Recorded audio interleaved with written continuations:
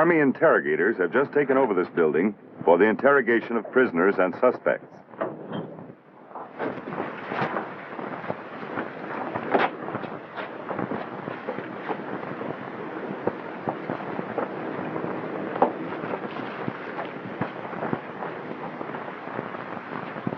Following an initial contact with S2, a villager has been brought here to be interviewed.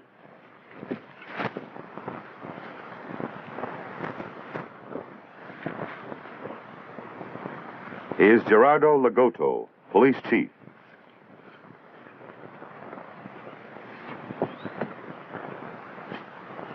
This man deserved to die. He was no good. A liar, a cheat. Oh, sure. He was the village chief. But did he care for his people? He took from their mouths, from the tables to give to the guerrillas. Goats, sheep, rice, medical supplies, money. How did he get shot?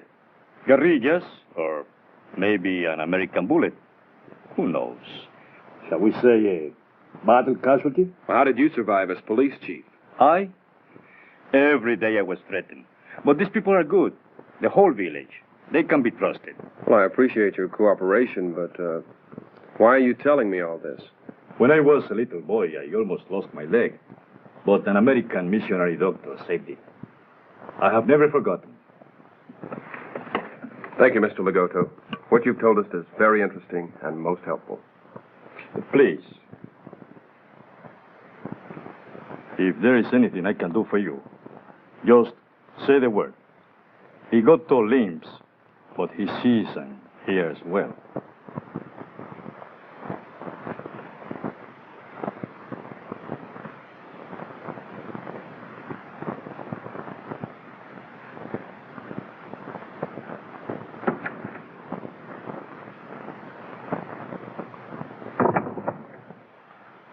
Can we afford to ignore Lagoto?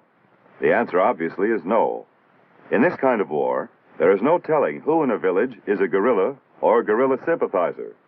Lagoto may prove valuable in providing vital information. At this moment, however, prisoners are our chief concern, for what information they may provide could very well affect our whole tactical situation. A call from S2. Box 2 Alpha. For you, sir, Boxer 2.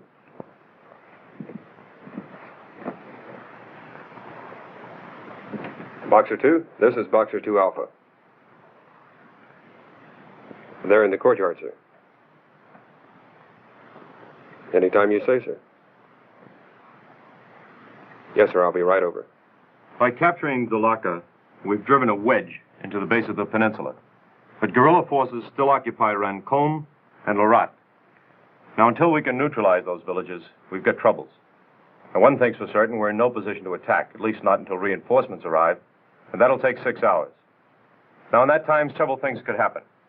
Guerrillas could move in on us from either Lorat or Rancon, or they could put the squeeze on us from both villages. I've just returned from a staff meeting. S2, fresh from a meeting with the CO and his staff, briefs the interrogation team leader so that he and his men can base their interrogations on the latest tactical intelligence requirements. They might counterattack from the north, drawing upon forces from either Lorat or Rancon or both. Like I said, no reinforcements for 6 hours. So what do? Spread our forces around and we're vulnerable. The only alternative is to concentrate what we have at the right place. Jack, that's where you come in. Those PWs you have may give us the right answers.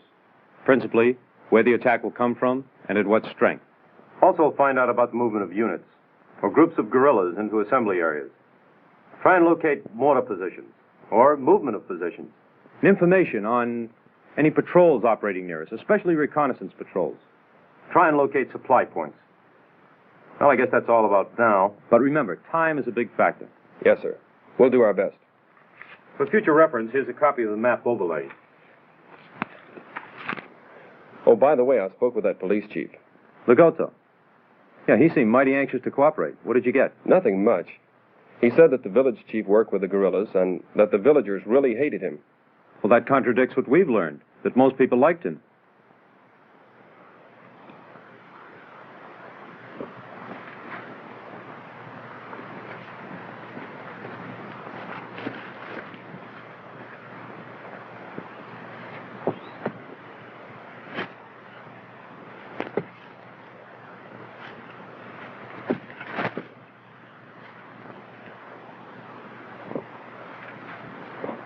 Interrogations start with a thorough examination of personal effects, the contents of a wallet, a diary, or a map. From them can come valuable grains of truth, and, as often happens, a prisoner can stub his toe hard on the smallest bit of truth. What largely determines the selection of the interrogation technique to be used is the subject himself, his temperament, mood, background, age. Take this group. This man is a picture of fear. This one, defiance.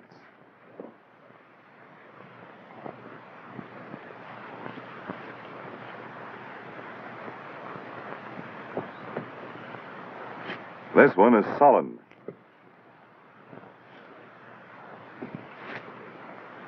This man, an officer, shows arrogance.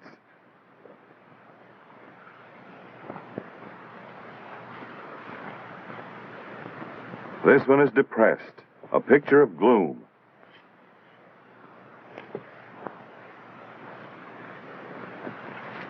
The egotist, self-styled mental giant.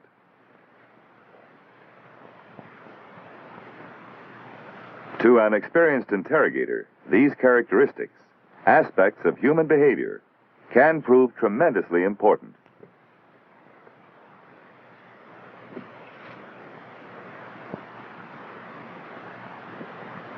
These characteristics are carefully noted, studied, and remembered to be used as tools in persuading prisoners and suspects to cooperate and reveal information.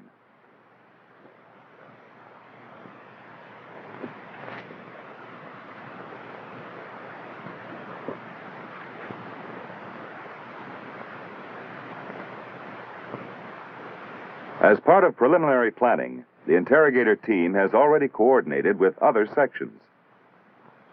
Order of battle has provided all available information on the insurgents in the area of operations. There is also the blacklist from counterintelligence, giving the names of persons wanted by the authorities for involvement or possible involvement in the insurgency. Additional aids include aerial photographs and maps of the area of operations. And the Interrogator's Guide, a reference book to help formulate particular questions during an interrogation.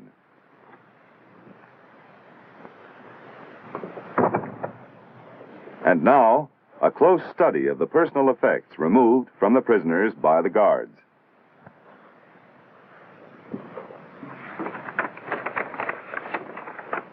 That letter belongs to the private. He tried to hide it inside his shirt. He's a pretty nervous guy, just a kid. Where was he found? At a fork in the road about half-mile outside the village. Show me.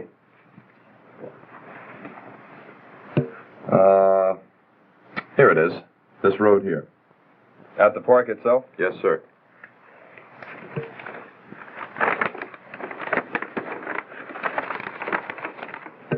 Who had this?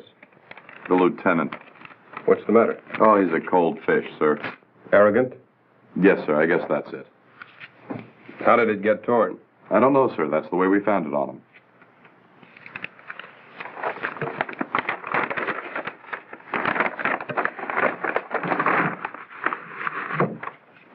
What about these?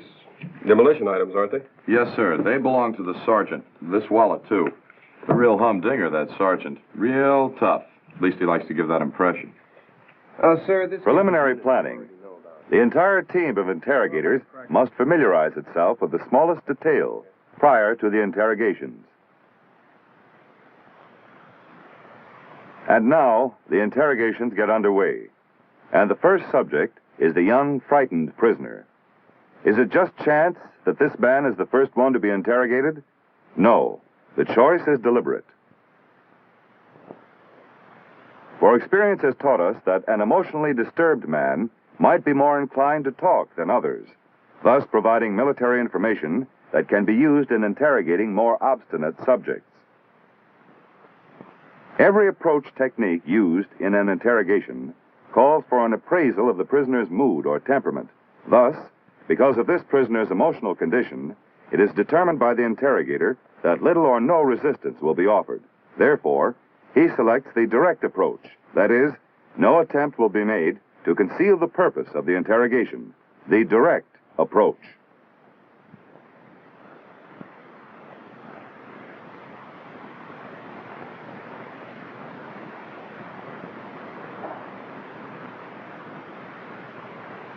Can you read a map? Yes, sir. Where are you at this moment on the map? Show me.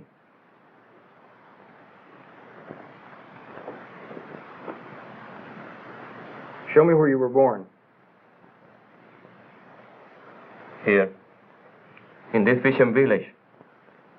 Capayas. Like fishing? Yeah. My father is a fisherman. I like fishing too, trout fishing. What do you catch there on the Gulf Coast? Swordfish. Barracuda. Did you work with your father? My father and my brother. Then your brother likes fishing too. No. Not much. I don't know anything. Please, I have no information. What are you worried about? There's no need to be frightened. I only want to know a little about you and about your unit. Now then, just where were you supposed to join your unit? I don't know. Of course you know. You're smart. You can read a map. Here's where you were picked up.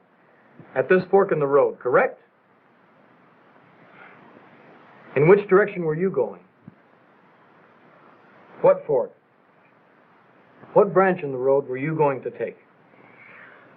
Seems to me you've got a good sense of direction. Here on the map. Show me. Show me. The right. Are you sure? Yes, sir. To Larat? No, sir. Larat is to the west. The left fork. And I was going to go north. Why? I was told to go in this direction. But wasn't it safer to go to Larat? Where you would be well taken care of? The direct approach has achieved its purpose. The subject has begun to provide desired information. This is known as the breaking point. Now for the questioning phase.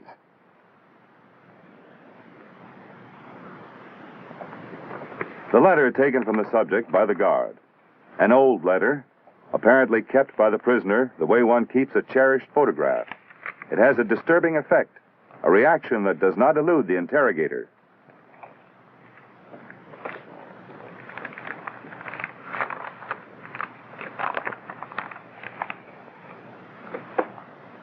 Dear Brother Tito, no matter what happens, fighting for the People's Liberation Army is your patriotic duty. It is not like fishing. Let our father be the fisherman like his father before him. But this is not for us. I expect big things from you. That's why I'm glad you're with the 32nd Infantry Battalion. It's a great unit. Captain Salazar is a hard man, but he'll make a good soldier out of you. Do a good job, and I'll see to it that you are properly rewarded.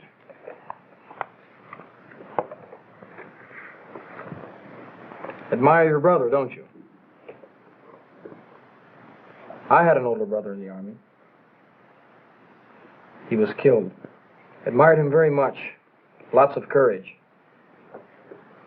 You like Captain Salazar? No. I mean... Don't worry. No one will know about the letter. Neither your brother nor Captain Salazar. Where's Salazar now? I don't know. Where's the 32nd Infantry Battalion? Show me on the map. I do not know. Were you ordered to go north? Yes, sir. Are you sure of that? Yes, sir. Is that where the 32nd Infantry Battalion went? I do not know. Show me again which fork in the road you were going to take. And that's where you were ordered to go? Yes, sir. But the 32nd was to go east. No, no. I mean, I do not know. I do not know. I do not know. By repeating questions, a good technique, the interrogator causes the subject to blunder into the truth, bearing out the maxim that it is easier to remember a truth than a lie. And now, the termination phase, that part of every interrogation that must leave the door open for further questioning, ending, if possible, on a friendly note. That'll be all for now. You've been very cooperative.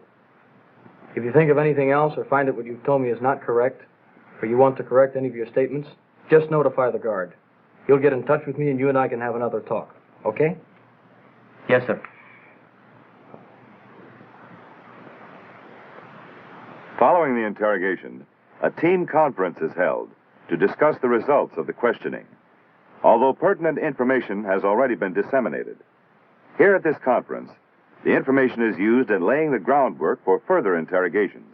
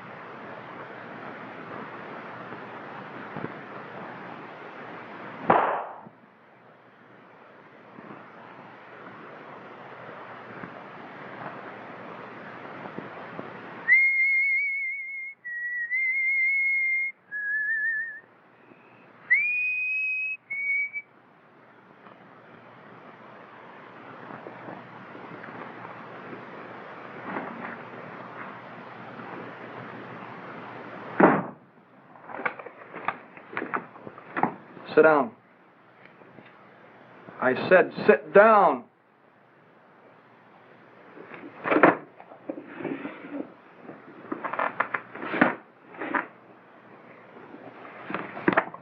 This is for administrative purposes, so give me quick answers. What's your unit? Is there anything wrong with your ears? I asked. What is your unit? All I have to give you is my name, Frank, service number and date of birth. Oh, you know the rules of the Geneva Convention, do you? I never heard of any of you giving that kind of consideration to captured U.S. soldiers.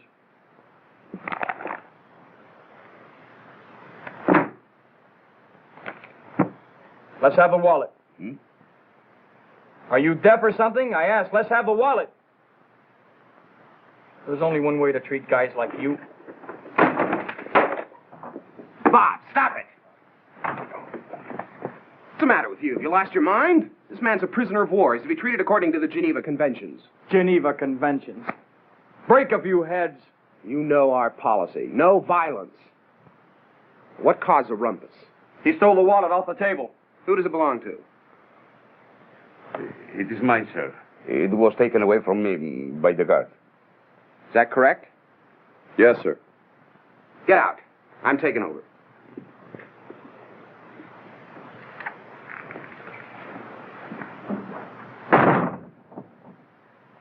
Guard, let me have some coffee. You like coffee? Yes, sir. Make it 2. The threat and rescue technique of interrogation, commonly known as the mutt and jet. By belittling the first interrogator, the second interrogator can create a bond between himself and the prisoner. The object is to make the prisoner feel so grateful that he will cooperate rather than be subjected to harsh treatment. It calls for careful handling, subtlety.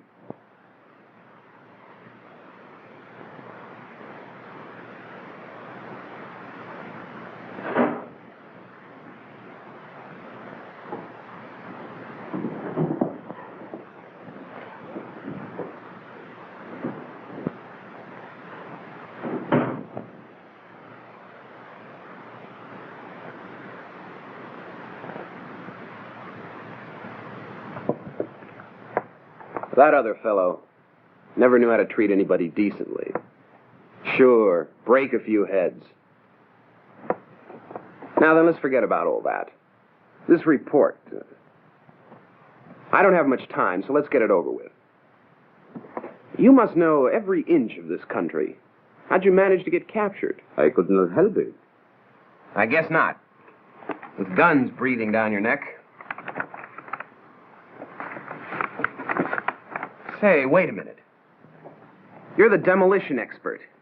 That's why you were captured near the bridge.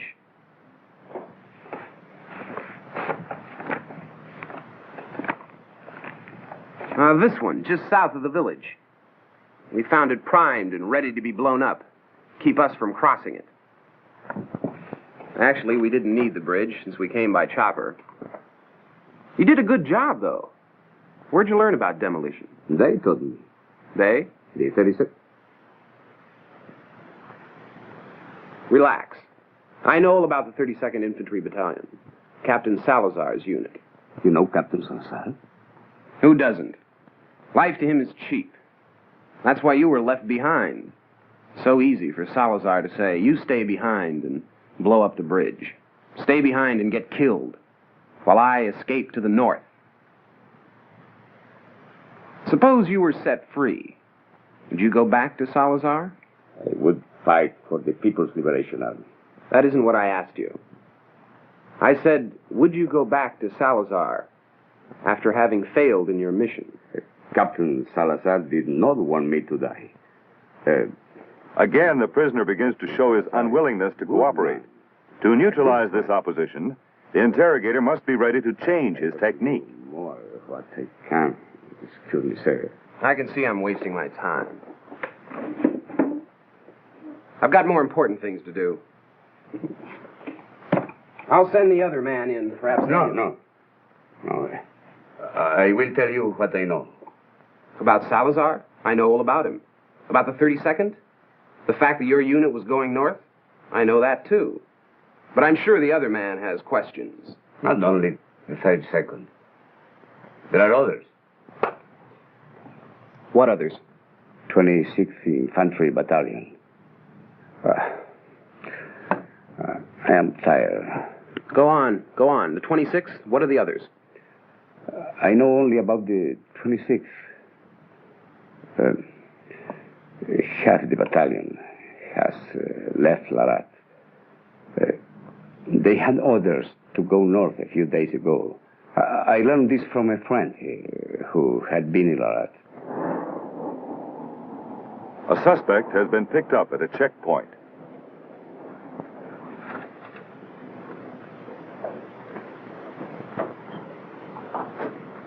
Sergeant! Why has this man been picked up? What has he done? Armed with a rifle. Does that mean he's been helping the guerrillas? I don't know that, sir. As I said... Civilians are my responsibility. I will take care of this man. If he has done anything wrong, I will see to it he's properly punished. You better tell that to the interrogation officer, sir. But this is understood. I am the police chief. Sorry, sir. I have my orders.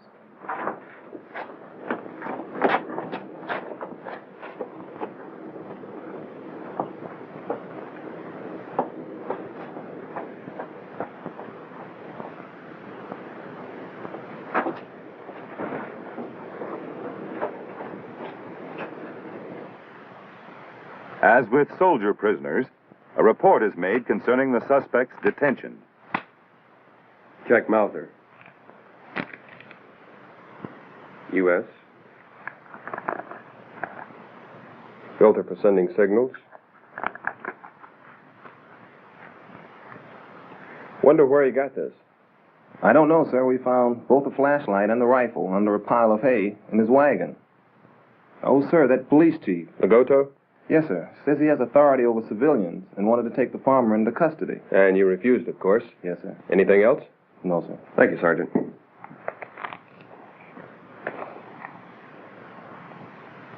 No. I told you I found them in the field, the wheat field. You said so, behind your house. Yes. Where'd you find the flashlight? In the field. Rifle? In the field, too. Both of them. A Czech rifle and an American-made flashlight. Together? Together, yes. I can see where you might have found the rifle in the field. But the flashlight? Maybe you found it elsewhere. No, like I said, Or was it the flashlight in the field? And the rifle elsewhere? No, in the field, both of them, both. I told you a few times that I found The monotony or repetition technique, causing such exasperation that the suspect may be willing to cooperate. Think about that for a while. Which is it? The flashlight in the field or the rifle? At the side of the road? Both. Both what? Both in the road? The flashlight. I mean, you mix everything. Who did you say it belonged to? The flashlight? Somebody, I don't know. Or did you steal it? The flashlight, not the rifle. No, I don't steal. A flashlight is very good for sending signals at night, is it not?